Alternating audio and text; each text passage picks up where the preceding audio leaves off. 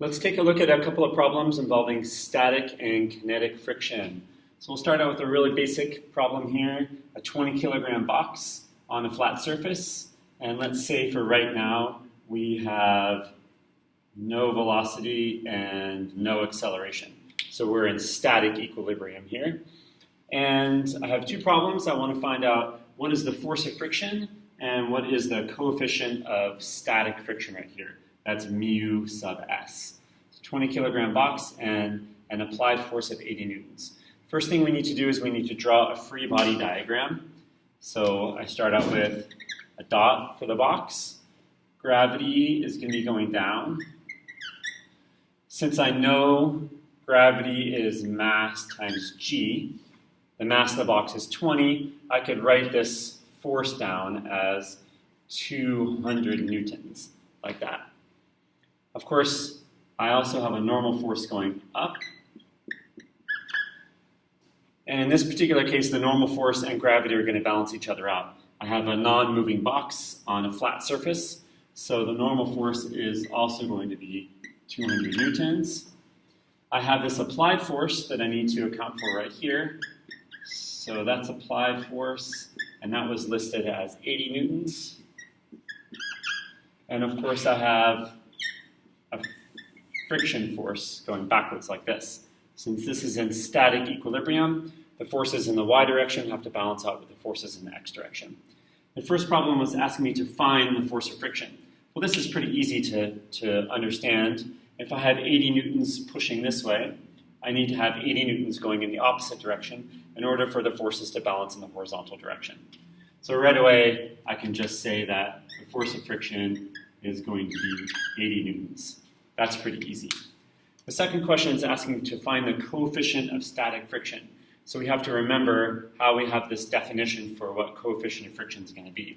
And there's an equation, which I'll always list for you, and that says that the friction force is always the coefficient of friction times the normal force.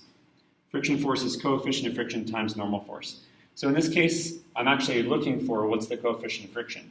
So I can write the coefficient of friction is going to be, if I divide over here, the friction force divided by the normal force.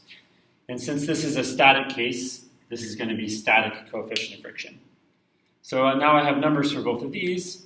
My friction force was 80 newtons, and my normal force was 200 newtons. So that is 8 over 20. Notice how the units cancel, though.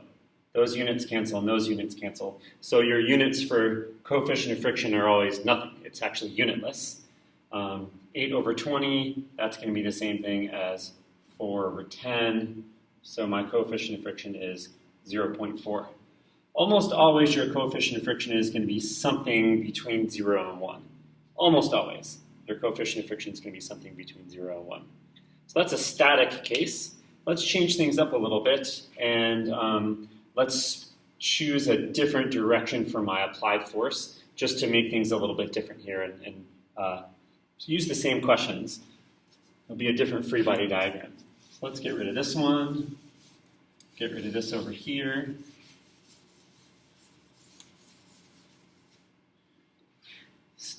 Still the same questions. I'm going to keep my applied force the same here. And this time, though, I'm going to be pulling up at a 45-degree angle. And actually, I'm going to change it a little bit just to make the numbers work out a little bit easier. Let's say that now I have 100 times the square root of 2 newtons, pulling up at a 45-degree angle. And I'm going to ask the same questions. Find the friction force and find the coefficient of static friction.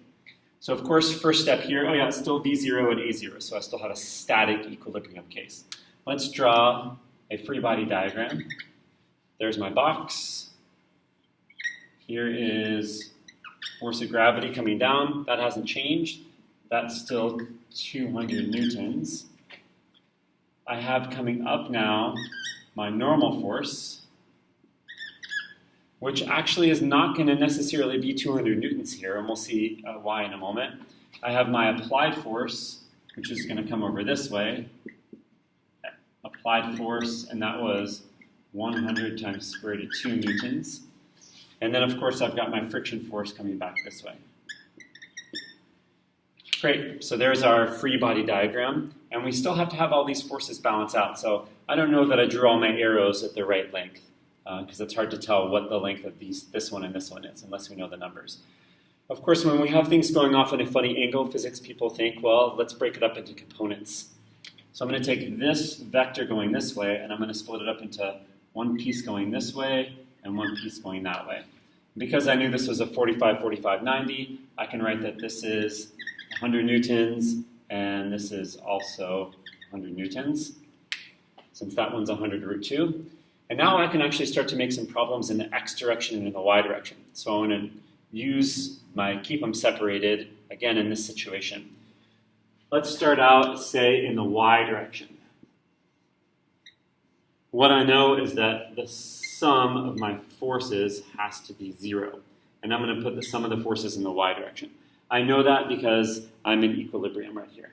When you're in equilibrium, if you add up all the forces, you get 0. So let's choose down to be negative and up to be positive. And we can keep writing down numbers as negative as up as positive. So in the up direction, I've got normal force. I'm going to add all my forces. I've got my normal force. I've got my 100 newtons right here. That's going in the up direction, 100 newtons. I've got my down gravity force right here, minus 200 newtons, right? And then all this has to equal 0. So now I can actually figure out what my normal force is. My normal force is, if I just do the math, is going to be 100 newtons. So that makes sense.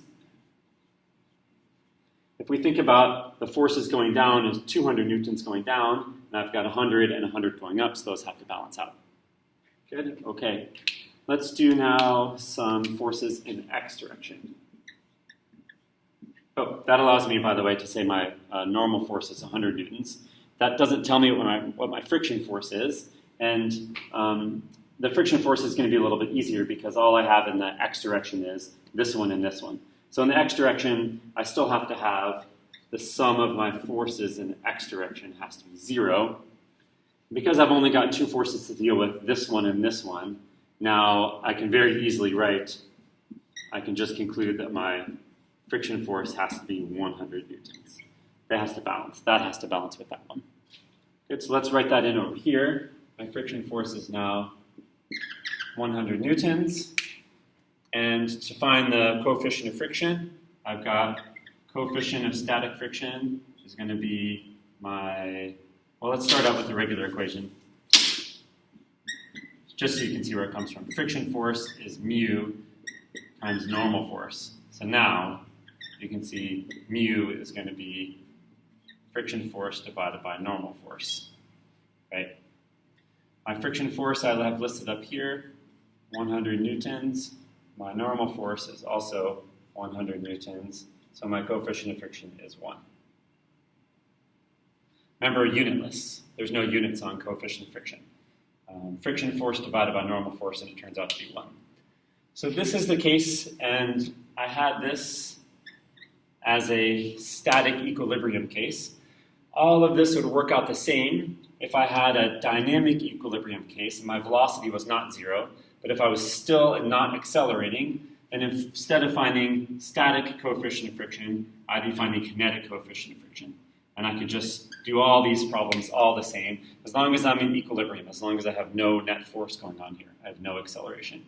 So in the next video, we're going to take a look at what happens when the forces are not balanced and we actually do have acceleration.